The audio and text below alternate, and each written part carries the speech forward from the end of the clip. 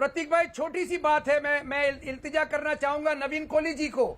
देखिए नवीन कोहली जी, आपने जो कहा बिल्कुल सही है। अगर कोई डॉक्टर्स के साथ में दुर्व्यवहार हो रहा है, उसको सख्त से सख्त तरीके से आप डील करिए।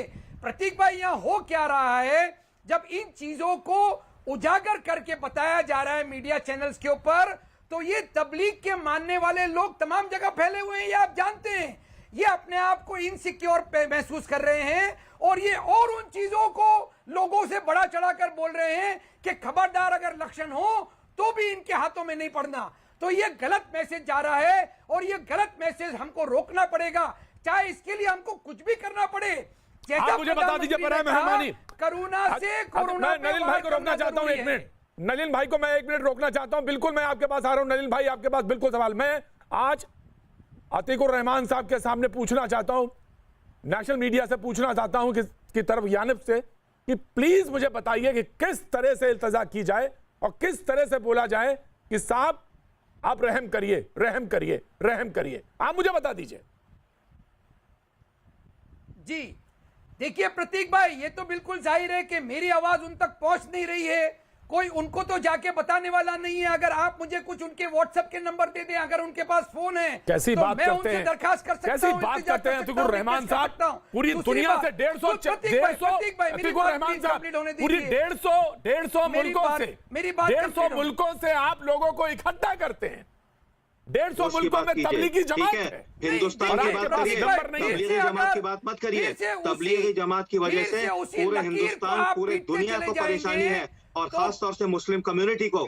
आप बिल्कुल इस तरह की बात मत करिए। आपको पता नहीं कि किस तरह से क्या बोल रहे हैं, क्या कहना है, क्या हालात हैं। आपको पता है कि जिंदगी और मौत की कशमकश में पूरी दुनिया पड़ी हुई है और आप अतीकुर रहमान साहब अजीबो गरीब किस्म का जो है बयान दे रहे हैं। क्या what you are up to, क्या कह रहे हैं आप? ये आवाज जो थी फिरोज अहमद बख्श साहब की थी।